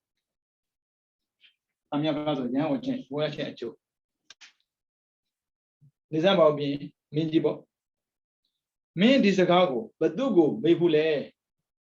အဲ့မှာသူကနေတော့ရင်ဖွင့်တာဒိဋ္ဌိ6ယောက်ကိုမေးဘူးတယ်ဒီပုဂ္ဂိုလ်တွေကဒီလိုပြောတာဒီတော့မေးတာတည်းရဲ့ပင်သူတို့ဖြေတာပိနဲ့ပင်အဖြစ်နဲ့အမေကတခြားစီပဲတဲ့ဒီတော့ကလုံးဝမပြောက်ဘူးတဲ့အခုရှင်ပြကိုဒါနောက်ဆုံးမေးခြင်းပဲအဲ့ဒါဖျက်ပြောပြတာမင်းကြီးကိုခါစားနေတဲ့ကြုံတယောက်ပါမင်းကြီးပိုင်တယ်ကြိုက်တာလို့ရမလားသိစင်တရားမှာပဲမလားဟုတ်ပါလေဗျာတကယ်လို့ကွာအဲ့ဒီကြုံတယောက်ကရန်ဟုတ်ခတ်မဲ့ဆိုရင်တဲ့မင်းကြီးကိုခါစားရလို့သေးလားမလို့ပါဘူးဗျာမလို့ပါဘူးဗျာဒီပြီးတော့ခါစားမှာပါ လောက်ထိလဲဆိုရင်ဒီပြီးတော့တောင်မှကာကွယ်မှုပေးရမှာပါတဲ့ကောင်းမွန်စွာကျင့်သုံးနေတဲ့ပုဂ္ဂိုလ်ကာကွယ်မှုပေးရမှာဒီပြီးတော့တွေထုံးစံလေးဖြာကောင်းလိုက်တာသိစေချင်လိုက်တာသမယဖလားသူတို့သိပုံမရဘူးပမာနိုင်ငံလေးတရားကိုဘယ်လိုများနာကြလဲမသိတရားကိုဘယ်လိုများသိကြလဲမသိကောင်းမွန်စွာနေထိုင်တဲ့ပုဂ္ဂိုလ်ဟာလုံခြုံဖို့လိုအပ်တယ်တဲ့သူတို့ကဘယ်သူမှဒုက္ခမပေးတာလေဒုက္ခမပေးတဲ့ပုဂ္ဂိုလ်ကိုဒုက္ခပေးစရာအကြောင်းမရှိဘူးဗျာတဲ့ဒါကြောင့်ဒီတော့ကာကွယ်ပေးရမှာပေါ့တဲ့အဲ့ဒါနံပါတ်1သမယဖလားပေါ့ရဟန်းဖြစ်တာနဲ့ကောင်းတော်ကျင့်တာနဲ့ရန်သူကကင်းသွားတယ်ဗမာနိုင်ငံတော့မလွယ်ပါဘူးဒီသမယဖလားနဲ့တင်မဲ့တော်တော်လေးရန်တန်နဲ့ဖြစ်နေပြီတရားလည်းမနာဘူးလားမသိတရားလည်းမကျင့်ဘူးလားမသိသိစေချင်လိုက်တာတခုစီပြောတာနောက်ဆုံးအရိယာဖြစ်တဲ့အထိတခုစီဟောချသွားတာလောကီအာယုံကမ္မဂုဏ်ကင်းစင်နေတဲ့ပုဂ္ဂိုလ်တရားမှာတရားကျင့်တဲ့အခါမှာတမာတိရတယ်တမာတိရပြီဆိုရင်ဇံရမယ်ပထမဇံဒုတိယဇံတတိယဇံပြောတာပေါ့ဒီဇံကိုကြော်ပြီးတော့သောတာပတိမေတ္တကမေနဂမေရဟန္တာဒီဖြစ်နိုင်တယ်ဆိုတခုစီဟောချသွားတာအဲ့ဒါတမယဖလားပဲသဘောကျလိုက်တာကောင်းတာကျင့်တဲ့ပုဂ္ဂိုလ်တရားကောင်းတာရနိုင်တယ်ဆိုတာအခုမှသိတယ်ကိုယ်ွယ်မှုနောက်ကျသွားတာကိုတကယ်လို့သာဘုရားကိုအရင်တွေးခဲ့မယ်ဆိုရင်ဒီပုဂ္ဂိုလ်ဒီလိုဖြစ်စရာအကြောင်းမရှိဘူးဒါပေမဲ့လေမှားခဲ့တာတော်တယ်ဗျာဒီဘင်းကဒီဘုံခံတယ်ရှင်ဗျာဒီပြီးတော့မှားခဲ့ပါပြီဗျာဘုံခံတယ်အပြစ်ကင်းခြင်းတဲ့ပုဂ္ဂိုလ်ကနံပါတ်1ဘုံခံရတယ်နှစ်တောင်းပန်တယ်ဒါသူတော်ကလုံးတော့အဖေကိုတတ်တဲ့လူကဒီလိုဒါမျိုးလုပ်တာအပြစ်ကိုဝန်ခံရတယ်ပြီးတော့မှားလိုက်ပြီနှစ်အဲ့ဒီပြစ်ကိုကင်းစင်ဖို့အတွက်ခွင့်လွှတ်ပေးပါနံပါတ်3ဂရိပေးတယ်နောက်ထပ်ဘယ်တော့မှဒါမျိုးမဖြစ်စေရဘူးဗျာဟုတ်တယ်လေမှားတယ်ဆိုနောက်ထပ်မမှားစေနဲ့လေအမှားကိုတောင်းပန်ရင်နောက်ထပ်မမှားဘူးလို့အပ်တာကိုဒီဇာတတကတော်တော်ပြောအောင်ပါသူကအေးစရာတော့ဒိတ်တော်အရှင်ဘုရားအပြည့်ကိုလုံးပြီးခဲပေးပါပြီအပြည့်ကိုအပြည့်လို့ပဲမြင်ကြပေးပါဗျာတောင်းပန်တာလေအပြည့်ကိုအာကားတဲ့နေမထားစေချင်ပါဘူးဟုတ်တယ်သူကသူ့ဘေကိုတတ်ခဲ့လို့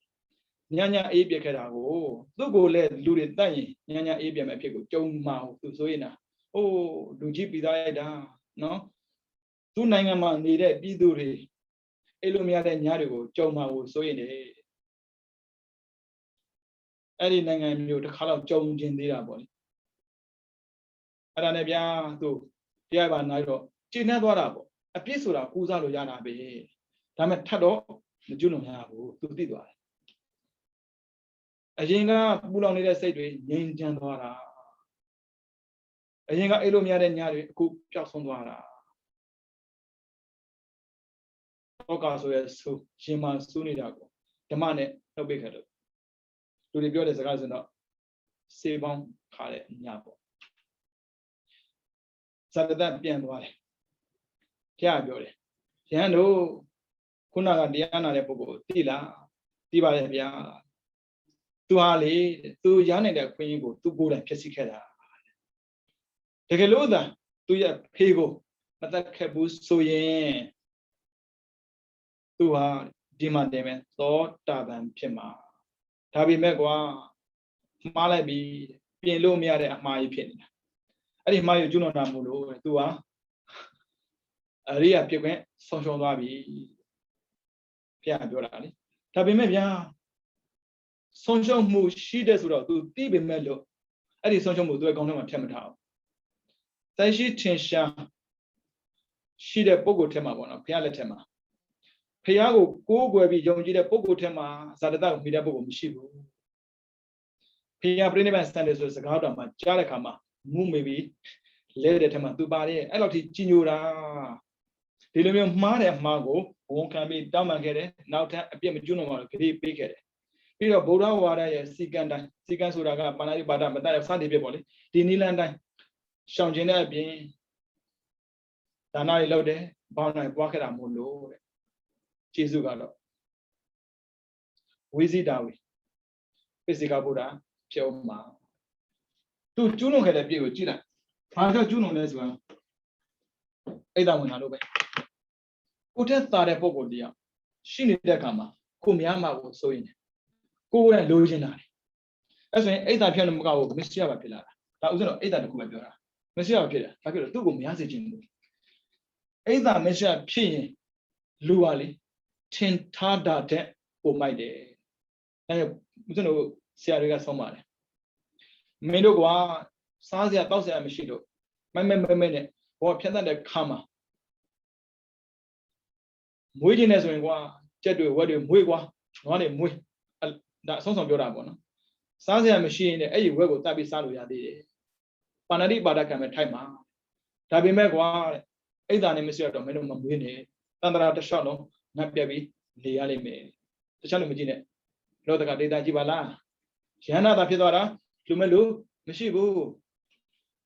ဒီလောက်ဘောတစ်ခုပေါ့နော်ကောင်းမွန်ပြင်ပေးနေတဲ့တရားတွေရှိပါရဲ့နဲ့ဘာဖြစ်လို့ဒီလောက်မိုက်နေတာလဲတခြားလူမရှာနဲ့အဝိဇ္ဇာတော်တော်ထူတော့တားမှောင်တဲ့နေရာကိုရောက်တော့တဲ့ပုံကိုတရားဘယ်ဟာကိုမှအမှန်မသိတော့ဘူးဦးဇင်းတော်မှောင်တောင်နေဆိုရင်တော့ကြည့်လို့ရသေးတာရှိနေတာပဲဆိုတာသိနိုင်တာကိုဗျဒါမဲ့ကိုလည်းပဲပြောလို့မရသေးဘူးအရိယာမဖြစ်သေးတဲ့ဘာကိုမှအမခံလို့မရဘူးပြီးတော့မလုပ်ပါဘူးကြက်တဲ့လောက်ပြောအကြောက်တိုက်ဆိုင်ရင်ကျွလွန်တတ်တယ်ဒါကြောင့်ဘယ်ဟာမှကိလေသာနဲ့ပတ်သက်ပြီးဘယ်ဟာမှအမခံနဲ့ငါဘယ်တော့မှမတတ်တော့ပါဘူးငါဘယ်တော့မှမခိုးတော့ပါဘူးဘယ်တော့မှမပြောနဲ့တတ်เสียအကြောင်းကြုံလာရင်တရားတတ်တယ်ကြုံလို့မရဘူးလေနော်အခုကြည့်ဒီနေ့မှသူမှားခဲ့တဲ့မှားတစ်ခုကိုဝန်ခံခဲ့တယ်တောင်းပန်ခဲ့တယ်နောက်ထပ်မလုပ်ပါဘူးလို့ဂရိပေးခဲ့တယ်အဲ့ဒီနေ့ဟာလူသားတွေတဲ့အကျိုးရှိတဲ့နေ့ဒီနေ့ပဲဒါသမောလာပြည့်နေ့ပဲထမပြမတော့ဗျာမစလီဖူစာရာနဲ့ဝန်ချိုးပြီးသေးဦးမယ်ခြေလက်လောပြီးတော့လေမန်းလေးမှာနေတော့ဗမာတွေအကျင့်ကိုပြင်ဖို့တော့လိုတယ်ဥပဒေနဲ့ထင်းတော့ထင်ရမယ်ဒီညဆိုရင်သူကတခိုးကြီးညာသူတို့ကသုံးတာကပေါ့နော်သူများအိမ်မှာကြက်တွေခိုးတယ်ဒါတည်းမကဘူးဥစဉ်တော့မန်းလေးမှာနေတော့တွေ့ခဲ့တာပေါ့နော်ကွမ်းရဆိုင်လေးတွေတချို့ကရွှေ့လို့ရတဲ့ကွမ်းရဆိုင်လေးတွေရှိတယ်အဲ့ဒီကွမ်းရဆိုင်လေးဝိုးမှာတော့ခွဲထားတာရောင်းတာကောင်မလေးတွေလေဗျာသူတို့မနေ့ကျရင်ရှာလို့မတွေ့တော့ဘူးတွေ့ပြန်တော့လေသူကမလို့မရဘူးအဲ့မှာငွေဖြစ်မှနေရတာဥစဉ်တော့ဘုရားဘာသာယူတယ်ဆိုတဲ့ပုံကိုယ်တွေအခုတည်းအသိမမှန်သေးဘူးဒီနေ့မှာတကယ်လို့ပေါ့နော်လောက်ချင်တဲ့ဆိုရင်တရားထိုင်ပြရတယ်ဒီမှန်ကန်တဲ့အသိတစ်ခုကိုဆက်လက်ပြီးပြန်ပေါ်အောင်ဇာတတကိုဘာဖြစ်လို့ဒီလောက်ကျေးဇူးတင်လဲဆိုရင်ပရမတ္တန်ကနာသူတင်ခဲ့တာမြတ်လောက်တာမဟုတ်ဘူးသူကနေစူးစီးပေးတာရှင်ပြတို့ဗုဒ္ဓရဲ့ဓမ္မတွေကိုတိဖြတ်တဲ့အခါမှာဆွန့်ပြတ်တဲ့အခါမှာနှောက်ချက်မရှိအောင်ဒီတော့တောင်းယူတယ်အမိတ်ထုတ်တာလေဗုဒ္ဓဝါဒနဲ့ပတ်သက်ပြီးတရားတော်ကိုသုံးသပ်ပြီးဆွန့်ပြတ်နေတဲ့အချိန်မှာဘယ်သံကမှဒီနိုင်ငံနဲ့ဝင်ရအောင်ဝင်တဲ့ပုဂ္ဂိုလ်ဖမ်းမှာအဲဆိုတော့ဦးဇင်းတို့ရဲ့သာသနာမှာဥပဒေရှိတယ်ဆွန့်ပြတ်ချက်တစ်ခုချတော့မယ်ဆိုတဲ့အချိန်မှာပေါ့နော်တပတ်မှလာကန့်ကွက်ရင်အဲ့ဒီဆွန့်ပြတ်ချက်ကိုပြန်ပြင်ရတယ်အဲဆိုတော့ကန့်ကွက်တဲ့ပုဂ္ဂိုလ်ပေါ်လာဘယ်လိုလုပ်မလဲသူက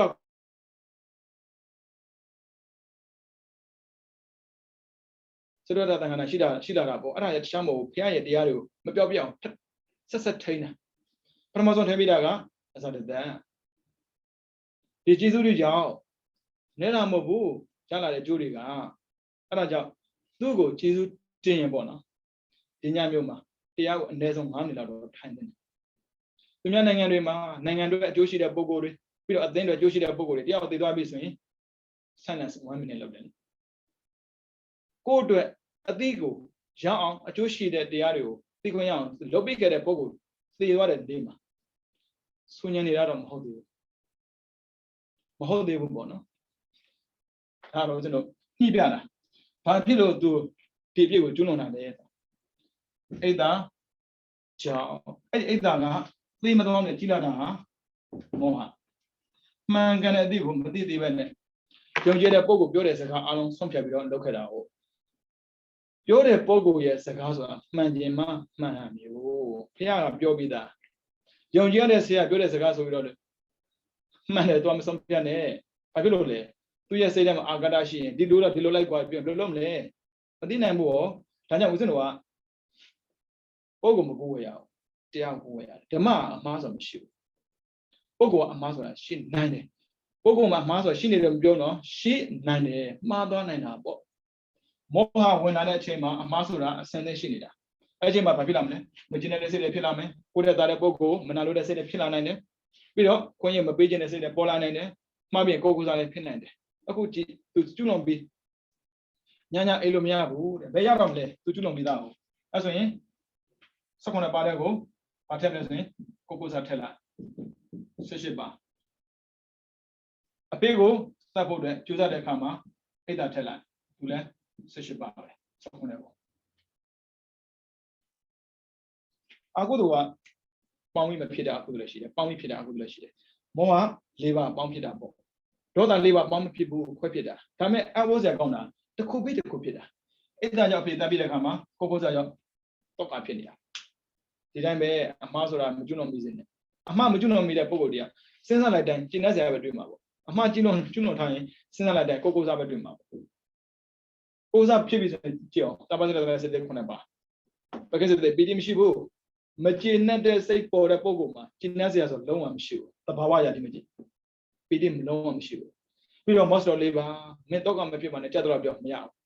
တော့ကဝင်နေဆိုပါစို့အမေသေးတော့အဖေသေးတော့တေတော့အဖေအမေသေးတာဖေသေးတာကတေချင်းတရားဘယ်လိုဆန်တဲ့တေသွားတာလဲဘုရားတော်မှာကအမြတ်ဝေပေးနေရတယ်ပြီးတော့ကိုယ်သူကိုလုပ်ပေးနေရတယ်ဒါကိုလို့မလို့ဝမ်းနေပြီးကြံခဲ့ကိုမဟုတ်ဘူးတကယ်လို့မရပေါ့နော်သူ့သားနံပါတ်1နဲ့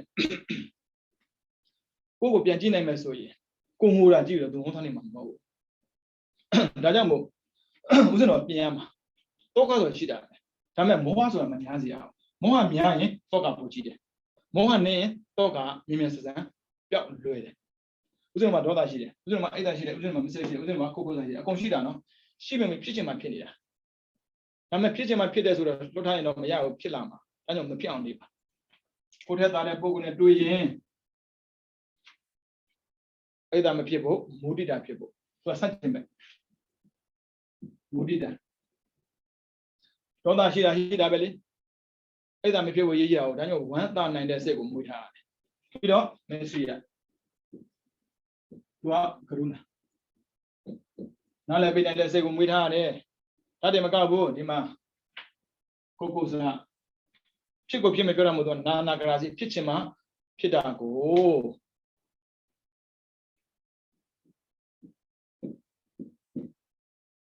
မကောင်းတာထပ်မတွေးပါနဲ့ဥပ္ပခါပြုထားလိုက်ပါမကောင်းတာထပ်တွေးလို့ကုသိုလ်တိုးမလာဘူးအကုသိုလ်ပဲတိုးတယ်ကောင်းတာကိုထပ်တွေးရင်အကုသိုလ်ပို့ရော့တယ်ကုသိုလ်ပဲတိုးတယ်နော်ဒါကြောင့်မို့အကုသိုလ်မတိုးအောင်လုပ်တဲ့နည်းပါပဲဒါဥစဉ်လို့ဖြစ်စဉ်ရပြောပြတာပေါ့နော်ဒါကြောင့်မို့ဒေါသမူစိတ်နှစ်ပါးမှာဒုမနာတာကိုပဋိကသံပြုတ်အသင်္ခါရိကစိတ်တခုဖြစ်ပြီဆိုရင်စေတသိက်ကသံပါစရတနာစေတသိက်9ပါးပီတိကျင်ပကိစ္စတဲ့5ပါးပြီးတော့ most 4ပါးဒေါသတဲ့ပါအိဒါမရှိယကိုဥစား3ပါးပေါင်း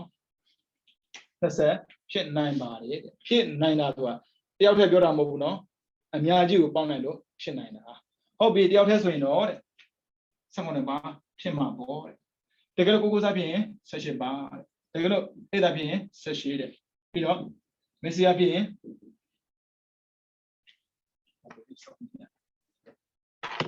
မရှိအပြင်18တွဲပြီးမဖြစ်ပါဘူးခွဲပြီးဖြစ်တာပါသာမန်ဒေါသဖြစ်ရင်18ပါတယ်ခလုတ်တိုက်လို့ဒေါသဖြစ်တယ်ခလုတ်တိုက်လို့ဒေါသဖြစ်စရာမှမရှိတာတကယ်ပြန်ကြည့်လေအေးနာသွားပြီစိတ်ကူလိုက်ပေါ့အဲ့လိုမျိုးကွာဖြစ်သေးတာဟုတ်ဘာဖြစ်လာလဲအမှန်မသိလို့ဒေါသဖြစ်တာဒါကြောင့်18ပါပုံမှန်ရှိတယ်ကိုစားပြင်တပတ်တစ်ထက်18အဲ့ဒါပြင်တပတ်ထက်18မစ္စရိယပြင်တပတ်ထက်18ကိုအောက်ကောင်းသွားတာအောက်ကောင်းရင်ရှော့ရခက်တယ်အရှင်နဲ့သွားနေတဲ့ဟာကိုချက်ချင်းရှော့ဖို့မရပါဘူးဖြည်းဖြည်းချင်းရှော့ရတာနော်အဲ့ဒါကြောင့်တတိထားကြပါမှားတတ်ပါတယ်ဒီနေ့တမယဖလားတုတ်ကိုဖခင်ကဟောတာမဟုတ်လို့သမဏဖလားပါပဲငြိမ်းချမ်းစွာနေတဲ့ပုံကိုယ်တွေရနိုင်တဲ့အကျိုးဒါမဲ့ဥစ္စာဗုဒ္ဓဝါဒကတော့ပြောတာတော့ယဟန်ဝယ်ခြင်းအကျိုးလို့ပြောတာကို ရန်အောင်မှငြိမ်းချမ်းတာမဟုတ်ဘူးရန်မော်တဲ့ပုဂ္ဂိုလ်လည်းငြိမ်းချမ်းတာရှိတယ်တောကကိုလက်မခံတဲ့ပုဂ္ဂိုလ်တွေမက်ဆီယာကိုလက်မခံတဲ့ပုဂ္ဂိုလ်အိတ်တာမရှိတဲ့ပုဂ္ဂိုလ်တွေကငြိမ်းချမ်းတာပဲဒေါသရှိတိုင်းပူလောင်တာမဟုတ်ဘူးအိတ်တာမက်ဆီယာကိုကိုစားရှိလို့ပူလောင်တာအမေတည်သွားတဲ့အခါမှာလက်မခံနိုင်ဘူးလက်မခံနိုင်ဘာလို့ရှိရင်ဖက်ပြောတောကလွှဲပြီးတော့ဘာမှရှိမလာဘူးလက်ခံနိုင်အောင်ကြိုးစားပြီးတော့အများဝိညာဉ်လို့ဘုရားဝါဒတော့ငိုပြီးတော့ဘဝဖြတ်တန်းမှာပြောတာမဟုတ်ဘူးငြိမ်းချမ်းစွာဘဝဖြတ်တန်းပါကိုကသာပူနေတာသူကကိုယ်ပူခြင်းမှပူတာမျိုးကိုနော်ဒါကြောင့်မို့ဒေါသဖြစ်ပြီဆိုရင်တတိထားကြပါအဲ့ဒါဖြစ်လာတတ်တယ်မရှိဖြစ်လာတတ်တယ်ကိုစားဖြစ်လာတတ်တယ်နော်အဲ့ဒါအသင်္ခါရိကပါသင်္ခါရိကဆိုရင်ထိနာမိတာထည့်ရမှာအသင်္ခါရိကသင်္ကေတကထိနာမိတာဒါဆိုရင်အပ္ပစရတနာစတဲ့9ပါးပိဋိကျင်ပက္ခစတဲ့5ပါးအခုလိုမလို့မောစလို့4ပါးဒေါသမလို့ဒေါသ1ပါးဟုတ်ပြီနော်ဒေါသဆိုဖြစ်တဲ့အိဒါမစ္စရိယကိုစားအဲဆိုရင်စုစုပေါင်းထိနာမိတာထပ်ထည့်မယ်ထိနာမိတာစုစုပေါင်း22ပါးဘာဖြစ်လို့ထိနာမိတာထက်တာလဲဒါမေးစရာပဲတချို့ကဒေါသဖြေရမှမသိဘူးမင်းလူဘာဝလဲမင်းမသိဘူးလားအဲ့လိုပြောခံရမှာဒေါသဖြစ်လာတာတချို့အိတ်သာဖြေမှမသိဘူးမင်းတက်တာလေဒါမင်းညက်တာပေါ့ကြာရင်တာတဲ့လူကိုကအမြင်ကတ်လာတာဒါကြောင့်ပန်ဝန်းကျင်လည်းတတိထားရတယ်ဖျားတော့ရှင်းရှင်းပဲအာဒေဝနာစဘာလာနဲ့အာကုသို့တိုးစေတဲ့ပုံကိုယ်တွေကိုမပေါင်းပါနဲ့လူရဲ့သုံးတာဘာလာလူမိုက်ကိုသုံးတာလူမိုက်ဆိုတာအာကုသို့တိုးစေတာပဲအာကုသို့တိုးစေတဲ့ပုံကိုမပေါင်းနဲ့တဲ့အခုကြည့်လိုက်ဒေါသဖြစ်မှမသိဘူးတချို့ကပြောတာများနိုင်ရင်ဒီလိုမြင်တာနဲ့ဒေါသဖြစ်လာတတ်တယ်ဒီနေ့မှအိတ်သာဖြစ်မှမသိဘူးမင်းတက်တာမင်းတက်တာမင်းတက်တာပြောကိုတက်တာလေလို့နေထိုင်နေအိတ်သာဝင်လာတာဟောမက်ဆီယာဒီတိုင်းပဲရန်ကုန်ဖြစ်တာမဟုတ်ဘူးတချို့အမေတွေဘလို့မိဘလည်းမသိဘူးကြောက်သွားတဲ့အခါမှာသူများနဲ့ညှာကျွေးဖို့သင်ပေးလိုက်ရတယ်ကိုတယောက်တည်းစားဖို့မတင်ရဘူးကြာမဖြစ်လာတယ်မက်ဆီယာခက်စီနေလာတာမပေးချင်မကျွေးချင်တော့ဘူးမကူချင်တော့ဘူးမိဘတွေကလေသားသမီးအတားကင်းအောင်ချင်းသင်ပေးရတယ်အတားကြီးကမသင်ပေးရဘူးတချို့မိဘရှိတယ်သင်ပေးလိုက်တာဒါဆိုရင်သူများလာတောင်းတဲ့အခါမှာဒေါသဖြစ်လာတယ်မကျင်တဲ့စိတ်ကဒေါသဖြစ်လာပြီဘာဖြစ်လို့ဖြစ်တာလဲဆိုမပေးချင်လို့ပေါ့မပေးချင်လို့ဒေါသဖြစ်တာဒါကြောင့်မို့တော့18ပါးဖြစ်တယ်တချို့ကပြောမှဖြစ်တာမလို့ထိနာမိတာဒါကြောင့်မို့22ပါးကအများဆုံးမူရင်းက18ပါးမူရင်းက18ပါးရှိတယ်အဲ့ဒါဦးဇင်းတို့စုစုပေါင်း5ပါးထည့်လို့5ပါးစလုံးတူလို့မဖြစ်ဘူးလေဗျာတပါးထည့်ရင်18ကိုတပါးထည့်ရင်18နောက်တစ်ပါးထည့်ရင်18နောက်တစ်ပါးထည့်ရင်18ဒါအိတ်တာမစ္စရိယကိုစားပြောတာအဲ့ဒါကိုဦးဇင်းတို့ကထိနာမိတာထည့်ရင်20အဲ့လိုမဟုတ်ဘဲနဲ့ဒေါသနဲ့ထိနာမိတာသိတံဖြစ်ရင်19ကိုနှစ်ထက်19ကိုနှစ်ထက်ဒီတော့ကို19ကိုနှစ်ထက်19ကျော်ကညာဒါကြောင့်မို့ဒေါသဖြစ်ရင်အခုမှတ်တာတော့မှခက်တယ်မလားဒေါသဖြစ်ရင်နေရာထိုင်သိခက်ပါတယ်ဒေါသအဖြစ်မခံပါဘူးအရာရာကိုကောင်းမြင်အောင်ရှင်းရတယ်ပြီးတော့သူများစကားနားမရောက်ပါနဲ့သူများစကားနားရောက်ပြီဆိုရင်မှားပေါ်ကများတယ်ဘယ်ဆရာပဲပြောအမှားနဲ့အမှန်မှာအမှားဘက်ကိုနည်းနည်းလေးရန်နေပြီဆိုရင်တတိထားတော့နည်းတတိထားတော့လောဘကြီးလောက်အောင်အတ္တကြီးလောက်အောင်သင်ပေးတဲ့ဆရာတွေဆိုရင်အဲ့ဒါအမှားတွေပဲဗုဒ္ဓဂိုင်းလို့မသင်ဘူးရှိနေတဲ့လောဘကိုရော့စေရမယ်ရော့တော့တဲ့လောဘကိုတတ်နေရမယ်ရှိနေတဲ့ဒေါသရော့စေရမယ်ရော့လိုက်တဲ့ဒေါသကိုတတ်နေရမယ်ပြန်ဖို့အတွက်ဗုဒ္ဓကမသင်ပေးဘူးကိုယ့်ကိုပြန်ခြင်းပြန်ဗုဒ္ဓကိုနားမမပေးနဲ့ဒါပေမဲ့ပြန်လို့ရလာတဲ့ရလက်ကတော့လူမုံများတာပဲရှိတာအခြေခံအောင်ကြိုးစားမယ်လူတယောက်ကလူမုံလာပြီဆိုတော့မှားနေလို့ဒါကြောင့်မို့ဆရာဖြစ်ဖြစ်မိဘဖြစ်ဖြစ်တငယ်ချင်းဖြစ်ဖြစ်တတိထားအာကုသို့ဖြစ်အောင်ပြောလာတဲ့ပုံကိုယ်တွေကိုတော့ရှောင်ဖို့ပြင်ပါတခါကျရင်ရှောင်လို့မရဘူးဒါဆိုရင်နားထောင်ပြလိုက်ပါလို့ဆရာမလုပ်ဘူးနားတော့ထောင်ပါပေါ့ကိုယ့်ထက်အရာရှိကပြောတဲ့အခါမှာနားထောင်ရတာပဲလေ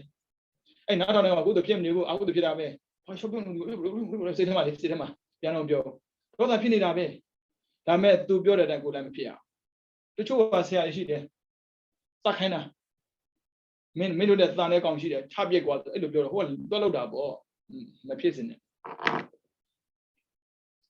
ဒီလောက်ပြောဟောနေတဲ့ပုံကိုရှိနေတဲ့အချိန်မှတော့မှဒီလောက်မိုင်းရိုင်းနေပြောဟောတဲ့လူမရှိရင်ဘယ်လိုလုပ်မလဲဒါကြောင့်မို့ရွေးပါလို့ပြောတာကိုယ်အကုသိုလ်ဖြစ်စေမဲ့လူကိုဘာလို့ရွေးနေမှာတော့ကိုယ်အကုသိုလ်ဖြစ်စေမဲ့အတွေ့ကိုဘာလို့တွေးနေမှာတော့အဲ့ဒါအာယုံမှားတာမို့ကိုမှားတာအသိနဲလေးအမှားများဖို့လွယ်လေးပဲဒါကြောင့်အသိများများရှောင်လောက်ကြပါအဲ့ဒါလုံးဝမရှိသေးနဲ့ဥစ္စာတို့ဆရာလေးကရှင်းလေးအဲ့ဒါမရှိတော့လုံးဝမမွေးနဲ့အဲ့ဒါမရှိရများလိုက်ရင်အာဃာတဘာဖြစ်လို့ဒေဝရတ်ကဘုရားကိုတုတ်ပြန်တာလဲသေရိဝဇတ်မှာသူရမဲ့ခွင့်ရကိုသူများယူသွားတယ်တဲ့တကယ်တော့သူရုံးပါခဲ့တာလေအဲ့မဲ့သူများရသွားတာကိုစိတ်ထက်ကလက်မခံနိုင်တဲ့အိတ်တာမွေးလိုက်တော့သူရမိသေးခဲ့တာပဲအဲ့ဒီကနေတော့လိုက်လာတာအခုထိဒုက္ခပေးတယ်အဲကြောင့်အိတ်တာမရှိရမွေးတာလောက်မိုက်မဲတာရှိဘူးအာဃာတစိတ်ထက်မှာထားပြီးတော့တုတ်ပြန်မယ်ဆိုတဲ့စိတ်ကိုမွေးတာဒီအိတ်တာမရှိရပဲဒေါသရှိတာဥစဉ်တော့လက်ခံလို့ရတယ်အိတ်တာမရှိရရှိတာလက်ခံလို့မရဘူးရှင်းမလက်မခံပါဖြစ်တော့မပူနဲ့ဥစဉ်တော့လက်မခံဆိုတာကကံပြောလို့လက်မခံပေးတာလေမထားကြပါနဲ့ဗျာပြီးတော့ကိုကိုစားမရှိကြပါနဲ့တည်နေလို့တည်သွားပြီဘာဖြစ်လို့ဝန်နေနေမှာတော့ဝန်နေလို့ရှင်းလိုက်ဝန်နေပါဥစဉ်တော့ကုငူပေးမယ်လာခေါ်လက်ရှင်ဖျားအေးဒီတော့ပြီးတော့တည်သွားပြီရှင်းမကုငူပေးအောင်ကုငူပေးပါအောင်ရှင်းမဆိုရင်ကုငူပေးမယ်တည်သွားတဲ့လူလက်ခံအောင်ကြိုးစားရတယ်လက်မခံနိုင်ဘာဖြစ်လဲကိုကိုစားဖြစ်တယ်အဲကြောင့်ဥစဉ်တော့ကနံပါတ်1အာယုံမှန်တယ်များ accept လက်ခံနိုင်ရမယ်အာယုံလက်မခံဆိုရင်ဘာဖြစ်လဲကိုတော့ကဖြစ်တယ်နှစ် change အာယုံလက်ခံတယ်ဆိုတဲ့စကားနဲ့မလုံလောက်ဘူးတဲ့စိတ်ကိုပြောင်းပေးရတယ်အစကဝမ်းနေနေကိုဝမ်းတောင်းဆိုသေသွားနည်းနည်းအဲ့လိုပြောတာမဟုတ်ဘူးနော်ဝမ်းနေနေတဲ့စိတ်ကိုပြောင်းနေအောင်ပြီးတော့ leave it ဒီအာယုံကိုတွေးရင်ဒီလိုစိတ်တွေဖြစ်တယ်ဆိုရင်မကောင်းတဲ့အာယုံတွေမတွေးနဲ့တော့တဲ့ဖယ်ပြလိုက်တော့အချက်3ချက်အာယုံဆိုတော့ညင်းလို့မရဘူးလက်ခံရမယ်ဒါပေမဲ့စိတ်ကိုတော့ပြောင်းပေးပါစိတ်ကိုပြောင်းတာတော့မှမရနိုင်ဘူးဆိုရင်ဒီအာယုံရောဒီလူရောအကုန်လုံးဖယ်လိုက်တော့ကိုယ့်ကိုအပယ်ကြောင့်လုပ်ပေးတဲ့ပုံကိုတော့ဗျာမပေါင်းပါနဲ့ကိုယ့်ကိုယ်တော့မှတရားဆိုတရားသေးသေးလေးလင်းရမရှိတဲ့တရားတက်တက်ပြားလေးမှလမ်းလျှောက်လို့လို့ဟိုဘက်ကြမ်းလို့ဒီဘက်ကြမ်းလို့ဖြစ်နေတဲ့ချိန်မှာတရားဒီလိုလှုပ်မဲ့လူနဲ့တော့တွေ့နေပြီးပြီပေါ့ဒါကြောင့်မို့လေအပယ်ကြားစေမဲ့ပုံကိုတော့အနေဝနမပေါင်းပါနဲ့အာနာလို့ဖြစ်ဖြစ်ဘာဖြစ်ဖြစ်မရဘူးအာနာတို့တာဒီသတင်ခါရိကပါကိုတို့တာဒီအာတင်ခါရိကပါဘာကြောင့်ပဲဖြစ်ဖြစ်အဲ့ဒါမရှိရပါတယ်ထိနာမိတာပါတာမပါတာပဲကွာဒါကြောင့်မို့သူများကောင်းဆိုတဲ့ဆင်ခြင်မပေးပါနဲ့တော့အချိန်ကြီးတန်ပါပြီအသက်လည်းကြီးလှပါပြီမိုက်လို့မဝသေးဘူးလားသံဃာတစ်လျှောက်တော့မခဲပြီးပြီပဲအခုနေမိုက်လို့မဝသေးဘူးလားကိုယ်တည်းမိုက်တဲ့လူတွေအောက်မှာအများကြီးဒါကြောင့်မမိုက်ပါနဲ့တော့နော်ဒါကြောင့်မို့ကိုယ်တည်းသာတဲ့လူတွေရှိရင်အဲ့ဒါမဖြစ်ပဲနဲ့မုဒိတာပွားနိုင်အောင်ကြိုးစားပါနဲ့ကိုယ်လောက်အဆင်မပြေတဲ့ပုံကိုယ်ရှိရင်ကုညီနိုင်အောင်ကရုဏာထားပြပါရှင်ပြမကုညီနိုင်ဘယ်လိုလုပ်မလဲအနည်းဆုံးပါးစပ်နဲ့ကျင်နာလေးပေးခဲ့သားရေးအဆင်မပြေဘူးမလားအိတ်ကွယ်မပါသေးဘူးနော်နောက်ကြုံရင်ပေးမယ်ဒီလောကရန်ဆိုတာလူတိုင်းကြုံနေတာကိုငါတို့လုံးလည်းပဲဒီလိုပဲရုံးကန်ခဲ့ရတာပဲတော့ကမဖြစ်ပါနဲ့စသည်ဖြင့်နှိမ့်သိမ့်ပေးခဲ့ပါပြီးတော့နံပါတ်3ကိုကိုစားကိုတော့ကဖြစ်စေမဲ့အတွေ့ကိုလုံးဝလက်မခံပါနဲ့မှားပြီပြောလို့မှန်တာမဟုတ်ဘူးထပ်မှားဖို့ရှိတာအမှားကိုဒီအမှန်ကိုပြင်ပေးအခုဇရတတ်လို့ပေါ့အမှားကိုဝန်ခံတယ်အမှားကိုတောင်းပန်တယ်နောက်တော့မှားပါလို့ကြည်ပေးတယ်အဲ့ဒါတော့ကဆိုလာစရာအကြောင်းမရှိဘူးလေနော်အဲကြောင့်တရားချစ်ခင်သူတော်စင်များအနေနဲ့မိမိတို့ဘဝရရှိစဉ်ကာလလေးမှာဒေါသဆိုတာရှိတတ်ပါတယ်ဒါပေမဲ့အဲ့ဒါမျိုးရှိရကိုကိုစားကိုတော့မရှိအောင်ကြည်ကြံကြဖို့ပွားများအားထုတ်ကြပါလောဘဒေါသမောဟပြည့်ပြည့်တဲ့နိဗ္ဗာန်ကိုလည်းပဲရအောင်ပွားများအားထုတ်ပြီးတော့သစ္စာလေးပါးမြတ်တရားကိုပိုင်ခြားတင်သိမြင်ကဘုရားစာရှိတဲ့အရိယသူတော်ကောင်းများမျက်မှောက်ပြုတ်ဖြစ်တဲ့နိဗ္ဗာန်ကိုလင်းမြန်စွာမျက်မှောက်ပြုနိုင်သော သူတော်ကောင်းများဖြစ်ကြပါစေကုန်သတည်း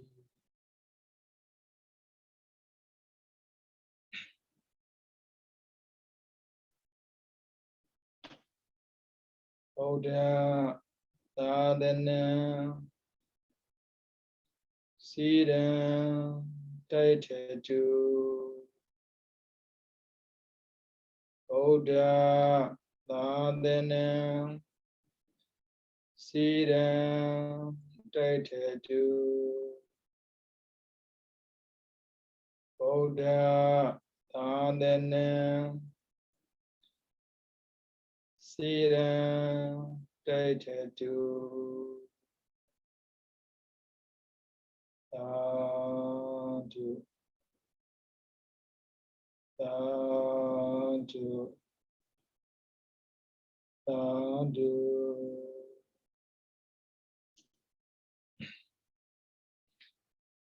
ခဏလေးခဏလေးနဲ့ပြချင်မှာစချင်မှာရပါဘူး